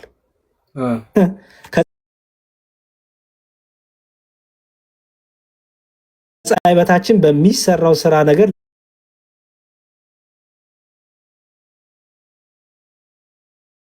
ለዘላለም እድል ፈንታ ከእንግዲህ ወዲህ ናቸው። አየህ፣ ምክንያቱም ይላል መሰለ እነዚህ የሞቱት ይኸው ፍቅራቸውና ጥላቸው ቅናታቸውን በአንድነት ጠፍቷል። ከፀሐይ በታችን በሚሰራው ነገር ለዘላለም እድል ፈንታ ከእንግዲህ ወዲህ የላቸውም። እነዚህ ቅዱሳን ናቸው ኤርሚ? እነሱ ቅዱሳን ሳይሆኑ እንትኖች ናቸው። ስለዚህ አሁን ውሻና አንበሳ የተባለ እንደሆነ ሊገባ ነው ማለት ነው። ውሻው ማን ነው? ጎበዝ፣ ውሻ ማን ነው? ጥሩ። አሁን መጣ። አስተውል። ያልሞተ ውሻ ከሞተ አንበሳ ይሻላልና። ቅድም ከላይ ምን ይላል መሰለ? የሰው ልጆች ልብን ክፋት ተሞልታለች፣ በሕይወታቸው ሳሉ እብደት በልባቸው ነው፣ ከዚያም በኋላ ወደ ሙታን ይወርዳሉ። በሕይወት እያሉ ምን ያደረጉ ናቸው? እነዚህ በሕይወት እያሉ በክፋት በበደል የተመላለሱ ናቸው። አስተውል። በኋላ ከነ ክፋታቸው ከነ በደላቸው ወዴት ይወርዳሉ? ወደ ሞት ይወርዳሉ። ወደ ሞት ይወርዳሉ። ንስሐ ሳይገቡ ማለት ነው። ንስሐ ሳይገቡ። በጣም ጥሩ። ያልሞተ ውሻ ከሞተ አንበሳ ይሻላልና ሰው ከሕያዋን ሁሉ ጋር በአንድነት ቢኖር ተስፋ አለው። ሕያዋን እንዲሞቱ ያውቃሉ። እነዚህ ያልሞቱ ውሻ እነማን መሰሉ? በኃጢአት ናቸው። አስተውል። በኃጢአት ናቸው፣ በበደል ናቸው። ግን ምን ለማድረግ እድል አላቸው? ለመመለስ። ኦኬ፣ ለመመለስ ንስሐ ለመግባት ምን አላቸው? ጊዜ እድል አላቸው አይደለም? ምክንያቱም ገና አልሞቱም። እነዚህ ደግሞ አንበሳ፣ ለምሳሌ ክርስቶስ ሰይጣንን በአንበሳ ይመስለዋል፣ ክፋትን በአንበሳ ይመስለዋል። ምን አለ? ለምሳሌ ሰይጣን እንደሚያገሳ አንበሳ በዙሪያችሁ ያደባል አይደል ያለው? አየው። አሁን ክፋትን ሰይጣንን በምን አስቀምጠው? በአንበሳ አይደል? እነዚህ ደግሞ አንበሳ የተባሉት እነማን ናቸው? ማዛጋ ከጀመርኩን አታዳምጠኝም። እያዳመጥኩ እውነት እያዳመጥኩ እግዚአብሔር። እሺ አንበሳ ይሻላልና ከሞተ አንበሳ። እነዚህ ያልሞቱት ከሞቱት ይሻላሉ። ለምን? እነዚህ አንበሳ የተባሉት ባይዘው ወይ በኃጢአታቸው በበደላቸው፣ በደንብ ስማ፣ በኃጢአታቸው በበደላቸው ምን ሳይሉ ንስሐ ሳይገቡ ምን ያደረጉ ናቸው? የሞቱ ናቸው። ምክንያቱም ምን የላቸውም? እድል ፈንታ የላቸውም። አየህ ከእንግዲህ ወዲህ ኦኬ። ስለዚህ አሁን ከእሱ ላይ እያወራ ያለ ስለ አንበሳውም ስለ ውሻውም እያወራ ያለ አሁን ስለ ሙታን ስለሆኑት ነው አይደለ? እድል ያልሞቱ የተባሉት በኃጢአት ይሰራሉ፣ በደል ይሰራሉ፣ ግን ስላልሞቱ በህይወት እድል አላቸው ንስሐ ለመመለስ። እነዚህ ደግሞ ከነ ኃጢአታቸው የሞቱ ናቸው። እድል ፋንታም የላቸውም። ምክንያቱም ኃጥአን በሰማይ ቤት እድል ፈንታ የላቸውማ። አየኸው? ምክንያቱም ይላል መሰለኝ ከሱ ላይ ምንም አይነት ቅዱሳን ምናምን የለም ማለት ነው። ቅዱስ የተባለ በእግዚአብሔር እጅ ናቸው ይላል ከላይ ከመጀመሪያው ጀምሮ። አዎ እየለየል መጣና ከላይ ምን አለ መሰለ? ደግሞም የሰው ልጆች ልብ ክፋትን ተሞልታለች፣ በህይወታቸው ሳሉ እብደት በልባቸው ነው፣ ከዚያም በኋላ ወደ ሙታን ይወርዳሉ ይላል። ያልሞተ ውሻ ከሞተ አንበሳ ይሻላልና ሰው ይላል። አሁን ይኸው ከሔዋን ሁሉ ጋር በአንድነት ቢኖር ተስፋ አለው። እንዴ ሔዋን የተባሉት እነማን ናቸው? እነዚህ ማን ይመስላል? ሔዋን ከላይ ያሉት አይደሉ? ሕያዋን የተባሉት እነዚህ መልካም ሰዎች ማለት ናቸው። ጻድቃን ጠይባን የተባሉት ማለት ናቸው። እነሱ በዚህ ሔዋን ሲባል ለዘላለም በምድር ላይ ይኖራሉ ማለት አይደለም። ስራቸው ጽድቃቸው ምን ስለሚሆናቸው ህይወት ስለሚሆናቸው ሕያዋን ይባላሉ። ገባህ? ለምሳሌ በክርስቶስ ያመኑ ሕያዋን ናቸው ይባላል አይደል? ኦኬ አይሞቱም ማለት ነው? ነው በስጋ ይሞታሉ፣ ግን በክርስቶስ ግን ስላመኑ ምን ተባሉ? ሕያዎች ተባሉ። በጣም ጥሩ። እነዚህ ያልሞተው ውሻ ከነዚህ ከሔዋን ጋር ቢኖር ተስፋ አለው። ለምን? ከጻድቃን ጋር ህብረት ቢያደርግ ከጠይባኞች ጋር ህብረት ቢያደርግ ወደ ንስሐ ለመመለስ ተስፋ አለው ማለት ነው። አየው አሁን ገብቶኛል። አሁን ከዛ ምን አለ? በደንብ አስተውል። ሔዋን እንዲሞቱ ያውቃሉ። አየው እነዚህ ሕያዋን እንደሚሞቱ ስለሚያውቁ በምድር ሳሉ ጊዜያቸው ይጠቀማሉ ማለት ነው። ገባ? ሙታን ግን አንዳቸው ያውቁም። እነዚህ እነማን ናቸው? ማን ይመስላል? ሙታን ማለት ያው እንደ አንበሶች ነው። በኃጢአት እያሉ በንስሐ ሳይገቡ በቃ መታሰቢያቸው ተረስቷል። ከዚህ በኋላ ዋጋ የላቸውም። እነዚህ ታዲያ ጻድቃን ናቸው አይደሉም? ስለዚህ ክፍሉን በደንብ አየህ፣ ማንበብ ማወቅ ይፈልጋል። ለዛ ነው ኤርሚሻ ያ አሁን አንደርስታንድ አደረኩት። ከዚህ በፊት የተነገረኝ ሌላ ነው፣ የችኮላኔ የተሰማው ችግር የለውም። ያለ መሰለ ኤርሚ መዝሙር ትክክል ነው። ኤርሚ ትክክል ነው። ይሄን ጥቅስ ቆርጠው ነው የሚነግሯቸው። ታውቃላችሁ፣ ይቆርጡታል። ሌላ የሆነ ያነቡላችሁም ያችን ቆርጠው ይነግሯቸዋል።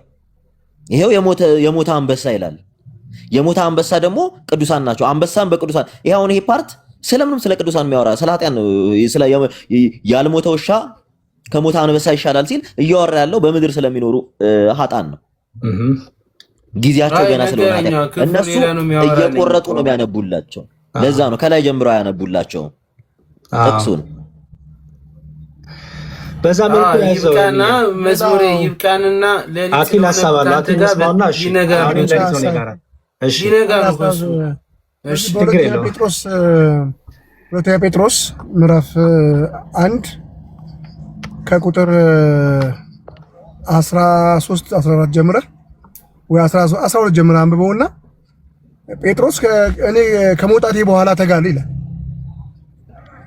ከዚህ ዓለም አሁን ፈጥኖ እንደሚሆን አውቃለሁ፣ እንደመውጣቴ እንደሚሆን አውቃለሁ። ከመውጣቴ በኋላ አለ ስለዚህ ነገር ታስቡና ትችሉ ዘንድ እተጋለሁ ይላል እና እሱን እንድታባራልን ፈልጌ ነው። እሺ ቅድም ጠይቄው ነበር አይደል? መዝሙረዬ ይሄን ነገር ስለሚያግዝክ ሕዝቅኤል 37:26ን እሷን አንብብለትና ሕዝቅኤል 37:26 በጣም ክሊር ያደርግለታል። እሺ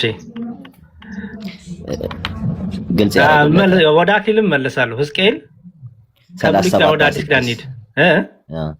ሕዝቅኤል 37:26 37:26 እሺ ይኸው ኤርሚ ምን ይላል መሰለ?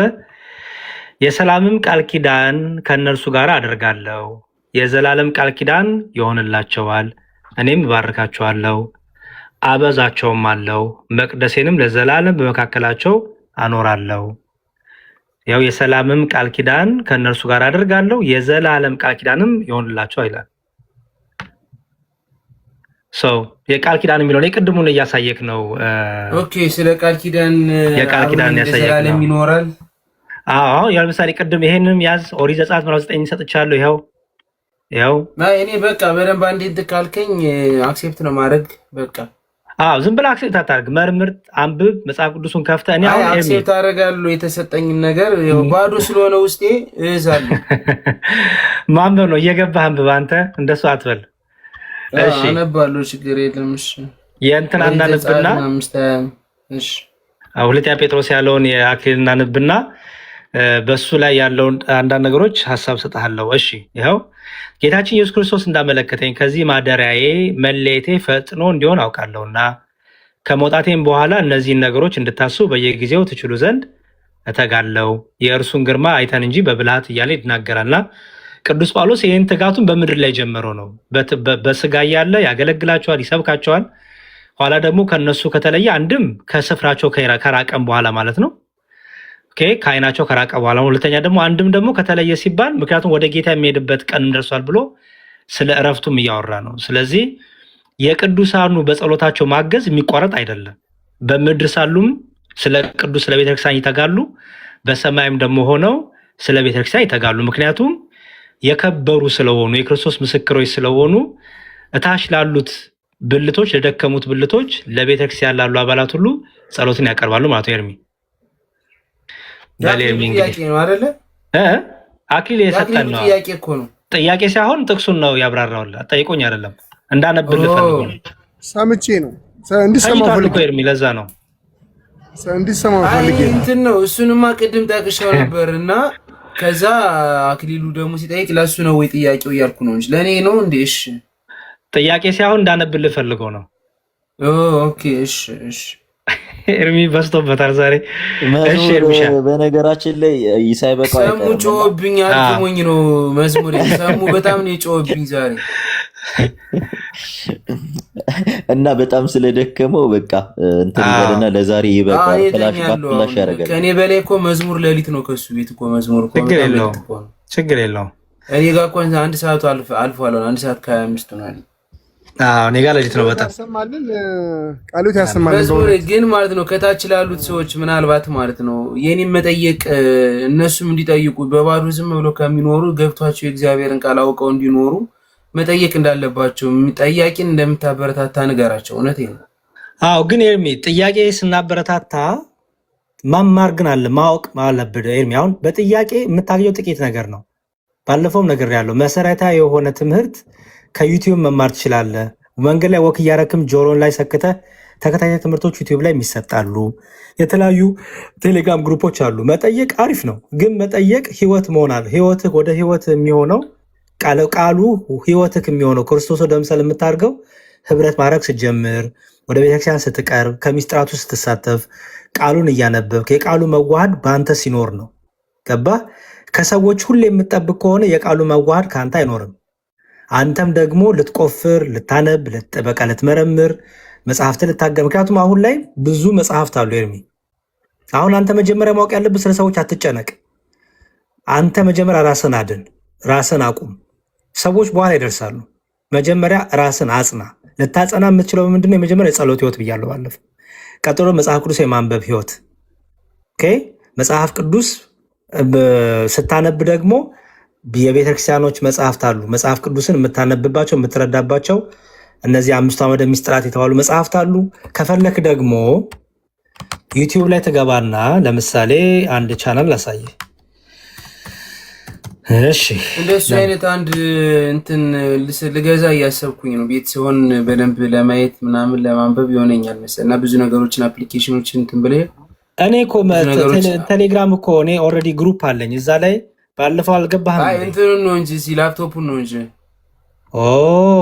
እና እሱን አንተም አስተማሪ ስለሆንክ መሰለኝ እንትናም መምህር ቱሩላብ እየነገረኝ ነበር። እሱ በደንብ ስለሚያውቀው ማታውቀውን ነገር አንዴ ከነገረ አክሴፕት አደርገዋለሁ እያለኝ ነበር እና ልገዛ እያሰብኩ ነው።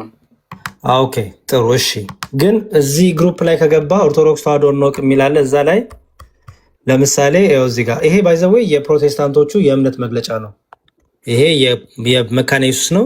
ይሄ የመሰረተ ክርስቶስ ነው። ኤምኬሲ የሙሉ ወንጌል የቃለ ሕይወት እነዚህ የእምነት መግለጫዎቻቸው ናቸው። ባይ ዘ ዌይ ትምህርታቸው እዚያ ታገኘዋለህ እና ሁሉም የየራሱ የሆነ አስተምሮ አላቸው። እዛ ግሩፑ ላይ ያለ ኤኒዌይስ ግን እኔ አሁን ለምሳሌ ከዚህ ብጀምር ያው ለምሳሌ ይኸው እዚህ ጋር አምደ ሃይማኖት የሚባል መጽሐፍ አለ። ይሄ አየው አሁን ይሄ መጽሐፍ በጣም ድንቅ መጽሐፍ ነው። እርግጠኛ ነኝ ሰሙዬም ያውቀዋል። በጣም የድሮ መጽሐፍ ነው። እኔ ሰንበት ትምህርት ቤት ስጀምር በጣም የቀሲስ ብርሃኑ ጎበና ነው። ጥያቄ በጣም ብዙ ሰው በውስጥ የላከ ጥያቄ ጠይቅልን እያሉ ነው እና ይህን ያለው ጳውሎስ ነው በገላትያ 2 ምናምን ነገር እያሉ እየጻፉ ነው ብዙ ማለት ነው። እና ያው እኔ የምጠይቀውን ብቻ ነው ሊመልስልኝ የሚገባል። እናንተ ሌላ ጊዜ ሲኖሩ ስጠይቁት ይመልስላቸዋል። አሁን ለእኔ መሽቶበትኝ እንዳጋጣሚ ገብቶ ነው ሲደክመዋል። አንዳንዴ አስቡ ችግር ሜቢ ስናገር ስህተት ካለም ምንም አርሞ ማዳመጥ ነው። ቀላል እኮ ነው። እኔ መቼም በቃ መጨረሻ ነኝ አላልኩ። ስንናገር ስህተት ካለም እየቸኮልን ስንናገር ከእውቀት ከፍለን ነው የምናገር። ስህተት ካለ አርሙና አዳምጡ። ኢዚ እሺ። ይኸውልህ ይሄ መጽሐፍ ላይ ምን ብሎ ይጀምራል መሰለኝ? ከዚህ ጀምር። ለምሳሌ ሚስጥረ ሥላሴ መጽሐፉ ምንድነው? እሱ መጽሐፉ ይኸው አምደ ሃይማኖት ይላል። አምደ ሃይማኖት ኦኬ። እሱ ነው መጀመሪያ ሲጀምር እሱን ላንብበው። በቃ ከዚህ ጀምር፣ ምክንያቱም ይሄ መግቢያ ይሆናል። አትሊስት ኦርቶዶክስ ቤተክርስቲያን ምንድነው ትምህርቷ ምንድነው የሚለውን እዚህ ላይ ታገኛለህ። ፒዲኤፉ ልክልሃለሁ በቴሌግራም ለብቻ። አምደ ሃይማኖት እልክልሃለሁ። በዋትስአፕ ግን ደውልልኝ። በእንትኑ በቴሌግራሙ አሁን ስደውልልህ አይሰራም፣ አይጠራልህም። አንተ ጋር እየጠራልህ አይደለም እና ምናልባት ዋትስአፕ ላይ ልደውልልህ ብዬ እንትኑ ደግሞ ልዛ ለመውሰድ አልቻልኩም እና ደውልልኝ አንተ። ጥሩ በቃ ይሄ መጽሐፍ ልክልና አውራሃለሁ። ኤኒዌይስ ከዚህ ላይ ይሄ መጽሐፍ ቁጭ ብለህ ጊዜ ስታገኝ ትንሽ ገጽ ናት፣ ወደ 168 ገጽ ናት። ጴንጤዎቹ ለሚያነሱትን ጥያቄና መልስ አለው። ባይዘወይ በጣም አሪፍ ነው። ስለ ታቦት አለው፣ ስለ ቅዱሳን አማላጅነት አለው፣ ስለ እመቤታችን ክብሯ፣ ምልጃዋ፣ ቃል ኪዳኗ አለ። ከዛ ደግሞ ስለ ጥምቀት፣ ስለ ቁርባን እነዚህ ሁሉ አለበት። ኦኬ ስለ ብሉይ ኪዳን፣ ስለ አዲስ ኪዳን አሪፍ ነው። መሰረቴን ከያዝክ በኋላ ከዛ በኋላ ለመጽሐፍ ደግሞ እጨምርልሃለሁ። እስኪ እሱን መጀመሪያ በደንብ አነበዋለሁኝ። ጥሩ ችግር የለውም። ጥያቄ የምጠይቁኝ 10 ጊዜ የምትጽፉልኝ ከታች ያላችሁ ሰዎች በውስጥ የምትጽፉት ጥያቄ ካላችሁ አሁን ፈርጥጠው እንደሄዱ ትላችሁ እዛው ጠይቋቸው። እዚህ አትጠይቁ። እናንተ ስትጠየቁ ካልመለሳችሁ ለምንድን ነው ሌላ ሰው ጠይቃችሁ እናንተ መልስ እንትን የምትሉ? የራሳችሁ ስትጠየቁ ንውጡ ብላችሁ ነው ወጣችሁ ሄዳችሁት እኮ። ወጣችሁ የምትሄዱ ለምንድን ነው? ጥያቄ ስለተጠየቃችሁ እናንተ ብቻ ጠያቂ ሆናችሁ የምትመጡት? ኤርሚያስን ጠይቅልኝ አይደለም የሚባለው። እኔ አስገብቼ ማስጠየቅ እችላለሁ እናንተን። ግን እሱ የመጣው ሌላ የእኛን ትምህርት ሊያስተምር፣ ኦርቶዶክሳውያን ሲገባ ኦርቶዶክሳውያን ብቻ እዚህ ጋር ሆነን እናስተምራለን፣ ክርክር ጭቅጭቅ አንፈልግም ብለዋል። የእናንተን ጥያቄ ምላሽ የሚሰጣችሁ ገላትያም ሆነ ዕብራውያንም ራሳቸው እንውጣ ብለው ተነጋግረው ወጥተው የሄዱትን ጠይቋቸው ሄዳችሁ። ፕሮቴስታንቶች በሌላ ቀን ስንገናኝ በቤተ እምነታቸው መጽሐፍ ልክ አሁን ይሄ የመካነ ኢየሱስ የእምነት መግለጫ ነው ኤርሚ እና እዛ ላይ እኔ አያገባኝም ስለነሱ። አንድ ቀን ጠይቄያቸው አላውቅም። ዛሬ ነው ሰሙ የጠየቃቸውን ባይዘው። እዚህ ላይ ስለ ቅዱሳን ምልጃ፣ ስለ ቁርባን፣ ስለ ጥምቀት፣ ስለ መላእክት ምልጃ ለልጆች ለቤተክርስቲያን ስለሚያቀርቡት ሁሉ እዚህ ጋር ይቀመጣል እና እንደ ቤተ እምነታቸው ልክ እናወራቸዋለን። ችግር የለውም። እንጠይቃቸዋለን፣ ይጠይቁናል። በጨዋ ደንብ እናወራለን። የሀገር ማሰው ነው ቴክስት እያደረገልኝ ያለ በውስጥ። በቃ ምንም ችግር የለውም። አንተን ጠይቀው ነው 9 ሰዓት ነው 10 ሰዓት ሆኖበታል። ሌሊት አልተኛም። ስሙ በቃ እኔን አሰናብቱ። ሌላ ቀን ከመጣ ምናልባት ብዙ ሰዎች አገናኘኛሉ ማለት ኦርቶዶክሳውያን አንተ ማግኘት ይፈልጋሉ። ዛሬ ጽፋ ይሁን ልካ ይሁን ገዝት አላየኋትም ጭራሽ። ሊያገኙ የሚፈልጉ ሰዎች አሉ። አንዳንድ ቀን እንትን በላቸው። እኔም በውስጥ አውራኝ ሰሞኑን የምናወራው ነገር አለ። እሺ እንትኔን አላጣራልኝም፣ ቼክ አላደረክልኝም መሰል እይልኝ በዛው ኢሜይልን ቼክ አድርጌያለሁ። ምንም ስለሌለ ነው ኤርሚዬ ነው እንዴ? ዛሬ አፖይንትመንቱን ላይ ይዤ መጥቼ ነበረ። እኔ ከጠዋት ላይ ቼክ አድርጌያለሁ፣ ከሰዓት ላይ ቼክ አድርጌያለሁ። ኢቭን አሁን እያወራሁ ቼክ እያደረኩት ነው። አፖይንትመንቱን ላስይዤ ነበረ። ከላይም የሆነ ነገር መጥቶ ነበር። እሱንም በኋላ ትነግረኛለህ፣ ችግር የለውም። ወይ አሁን ስንወጣ ጥቂት አውራኝ፣ ሜይ ቢ ማግዝ ነገር ካለ። ኤርሚዬ ዘገብርኤል ብሎክ ተደርጓል። ፍታው። ጨርሼ ነው የመጣሁት። ዘገብርኤልን ብሎክ አድርገውታል። ዘገብርኤልን ቶሮንቶ ያለው ዘገብርኤል ዘገብርኤልን ብሎክ ተደርጓል። ፍታው አንተ ካንተ ጋር ተደዋውለው። ያው ማን መቼስ ኦርቶዶክሶች ብሎክ አያደርጉትም። ዘገብርኤል የሚባል ነው ብሎክ ያደረጉትኝ። ግባና ፍታው። እኔ ቆይ አሁን ዘገብርኤል የሚል ካለ እዚሁ ጋር እኮ መውጣት እችላለሁ። ሰሙዬ ብሎክ ኤርሚሻ እኔን አሰናብተኝ ቃል ኪዳን። እሺ እሺ መዝሙሬ እሺ። ቃልዮት ያሰማልን፣ ቃልዮት ያሰማልን። መምህርዬ እድሜ ዘመንን ይጨምርልህ፣ ልጆችን ያሳድግልህ፣ ባለቤትን ይጠብቅልህ፣ እግዚአብሔር ይስጥህ። በጥሞና ቀስ አድርገህ እንደሰሙ ባትጮህብንም ሁሉም ልዩ ልዩ ይጸጋሉ። የሰሙ ያስፈልጋል፣ የሁላችንም ያስፈልጋል። ግዴታ ነው። ጆሮዬ ሊቀደው ነው። ሰሙ ቅናት ስላለው ነው እና በምድር ያ ትልቁ ነገር ዓላማው ሜሴጁ ምንድን ነው የሚለው ላይ ፎከስ አድርግና ሁሉም እንደ ጸጋው ነው፣ ሰው እንደ መክሊታችን ነው እና እግዚአብሔር ያበርታን። አንተም በርታ፣ አንብብ፣ አጥና። እሺ ኤርሚ ፎከስ አድርገህ አንድ ቦታ ሴትል አድርገህ መርምር፣ ጠይቅ፣ ፈትን። መጽሐፍ ቅዱስ እንደሚነገረው በመንገድ ቁሙ ይላል። ከዛ በኋላ የቀደመችውን መንገድ ጠይቁ፣ በእርሷን ተመላለሱ፣ ለነፍሳችሁም የዘላለም ረፍት ታገኛላችሁ ይላል። አንድ መንገድ ላይ ቁም። ባለፈው እንዳልኩ 10 ዳቦ ከመላስ አሁን እሺ፣ አንዱን አጣጣው መብላት ነው። ዛሬ ልወስን በቃ። አሁን የፕሮቴስታንቱ ጋር እየሄድኩኝ 10 ዳቦ መላስ አይደል 10 ጊዜ እየሄድኩ ጠይቃቸው የለ ኦኬ፣ እዚህም ቤት ስከፍት መጥተው ስለሚጠይቁኝ ነው። ዛሬ መወሰን እችላለሁ። ምክንያቱም ምን ያውን ሰሞኑን ትንሽ ቤት አልከፈትኩም ነበረ፣ ዝም ብዬ መጽሐፍ ቅዱሴን እያነበብኩ ነበረ። ኦልሞስት ግን ትምህርቱን በደንብ እንድረዳው እንዲገባኝ ከአንተ ጋር ትምህርቴን ጀምሬ ቀጥዬ በዚህ በኩል ወደዚህ ማለት ነው። በቃ በዛኛው በኩል ያለውን ጥያቄውን ያውን ዛሬ ሰሙ ስለነበረ ስለጠየቃቸው ነው እንጂ በኦርቶዶክስ በኩል ያለውን ትምህርቴን እናጠናቅቄ ጨርሼ ከዛ በኋላ ገብቶኛል ብዬ ቄድሬንም ገባሁኝ። ምንም አልኩም። በቤተክርስቲያን ውስጥ መጨረስ ያለብኝ ነገር ጨርሼ በዛው እኖራለሁ ጸንቼ ማለት ነው። ግን ምን ያስፈልገኛል አሁን ላይ? ጀስት አሁን ወደ ኦርቶዶክስ መጥቼ ትምህርቴን መማር ብቻ የሚጠበቅብኝ። መማር ማለት ደግሞ አሁን ልክ እንደዚህ አይነት ጥያቄዎች ሲኖሩኛል ምትልክልኝ ፒዲኤፎች አሉ፣ እነሱን አነባቸዋለሁ። በእነሱ መካከል እንግዲህ መንፈስ ቅዱስ እግዚአብሔር አምላክ ከረዳኝ መቼም አንዳንዴ እንትን ትላለህ፣ እግዚአብሔር ይረዳል፣ እሱ እንዲረዳን እንጂ በእኔ ግትርነት በእኔ አሁን ባለሁበት ሁኔታ እንደዚህ ከሄድኩኝ ጣፊ ነው የምሆነውና ቅናቴ ነው ወይም ደግሞ ለማወቅ ስለፈለኩ ነው። ሃይማኖቴን በደንብ ብረዳ ከእግዚአብሔር ጋር አብሬ ብኖር ፍላጎቴ ስለሆነ ነው። ውስጥ እንትን እያለኝ ስለሆነ ነው ወደዚህ መጥቼ የምጠይቀው እንጂ እንደው ዝም ብዬ ቤቴን ዘግቼ ጨዋታዬን ተጫውቼ እንደ ሰው ሌላ ዓለማዊ የሆነ አስመስሎ መኖርን አቅቶኝ አይደለም። እውነት ለመናገር ሀገሩ መጥፎ ነው ሲጀመር። የሀገር ብቸኝነት አንድ ስትረስ አለው። ሁለተኛ ነገር ለጥፋት እዚህ ጫፍ ላይ ነው። ማንም ይይዝህ የለም። የፈለግከውን ነገር የማድረግ መብት አለ። የትም ቦታ ገብተህ የፈለግከው ማድረግ ትችላለህ። ታውቀዋለህ ስለ ውጭ ሀገር እኔ ላንተ አልነግርህም።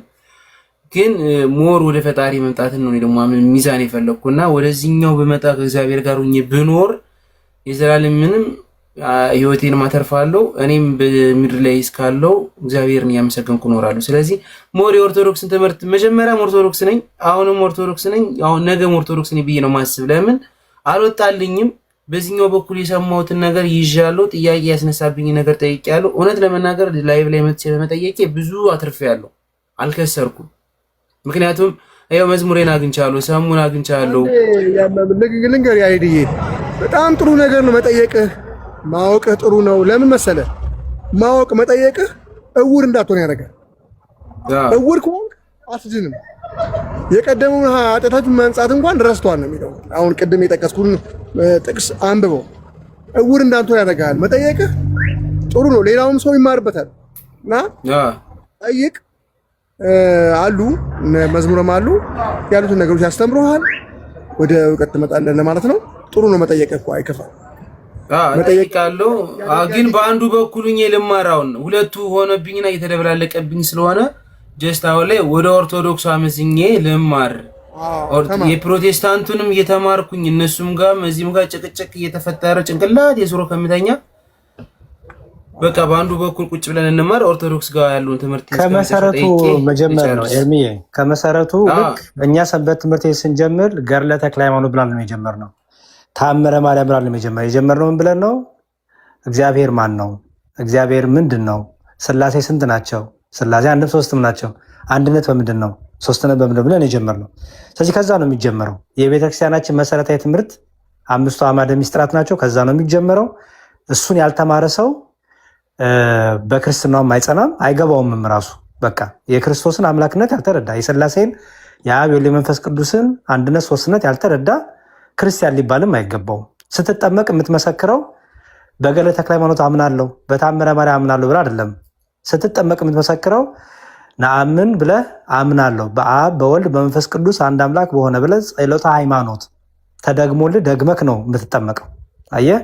ስለዚህ የሃይማኖት መሰረትን ከያዝክ በኋላ ሌሎቹ ደግሞ የቅዱሳኑ ምልጃ፣ የጻድቃን የሰማዕታቱ ቃል ኪዳን የምንለው ሁሉ እገዛ ስለሆነ በዚች ሃይማኖት በዚች ቤተክርስቲያን በሃይማኖት እንድጸና በክርስቶስ ፍቅር በክርስቶስ ጸጋ እንድጸና አንዱ ስለ አንዱ የሚተጋገዘው ስለሆነ ያንን እንደ እገዛ የምንጠቀምበት ነው። መሰረቱ ግን 5ቱ አዕማደ ምስጢራት ነው። የሥላሴ የክርስቶስ ስጋዌ ሰው መሆን፣ የቅዱስ ቁርባን፣ የነገረ ጥምቀት፣ የነገረ ትንሣኤ ሙታን። ይሄን ሳትማር ክርስቲያናዊ ህይወትም ክርስቲያናዊ መሰረታዊ ትምህርትም ኦርቶዶክሳዊ መሰረታዊ የሃይማኖት ትምህርትም አይኖርህም ማለት ነው። ከዛ እንጀምራለን። እግዚአብሔር ይፍቀድልን። እስኪ በቃ ያው መጽሐፉን ይረዳል። ቅድም ያሳየው ሰሞኑንም ስራ ምናምንም ልጀምር ስለሚችል በሳምንት አንድ ቀንም በሳምንት 2 ቀንም በተቻለ በእግዚአብሔር ፈቀደ 40 ደቂቃ መሆን ምናምን ስተይኝ ብቻ የሆነ ቦታ ላይ እየገባን ከሆነ ቀን ላይ ቁጭ ብለን መማር እንጀምራለን። እንደዚህ ይሻላል ብዬ አስባለሁ። ምክንያቱም ተረጋግቼ እንድማረው ነው። ጥሩ። መጽሐፉንም እያነበብክ የማንበብ ልማድንም አዳብር። መጽሐፍንም ማንበብ፣ መጽሐፍትን መርምር። ከዛ ከመጽሐፉ ጠይቃለሁ። እንዲሁም እኔ መጽሐፉን እያነበብክ ለምሳሌ 2-3 ገጽ በቀን ታነብና ከዛ እጠይቃለሁ ምን ተረዳህ ብዬ ከመጽሐፉ ላይ እጠይቃለሁ። በዛ መልክም አንደኛ ተማማርን ማለት ነው። ሁለተኛ አንተ መጽሐፍ የማንበብ ሞር ናፍቆቱ ፍቅሩ እያደረብ ይመጣል። ምክንያቱም መጽሐፉ ደስ የሚለው ነገር መጽሐፍ ቅዱስን ጥቅስ ይጠቅስላል፣ እያያዘልህ ወዴት እንደምትሄድ ከየትኛው ጥቅስ የቱ ጋር እንዳለ ሁሉ ጋይድ ያደርጋል። ስለዚህ ጠይቀኝ። በዚህ ጎበዝ ተማሪ የነበርኩኝ እንደው ሾልኪ እየሄድኩ ነው እንጂ ጎበዝ ነኝ።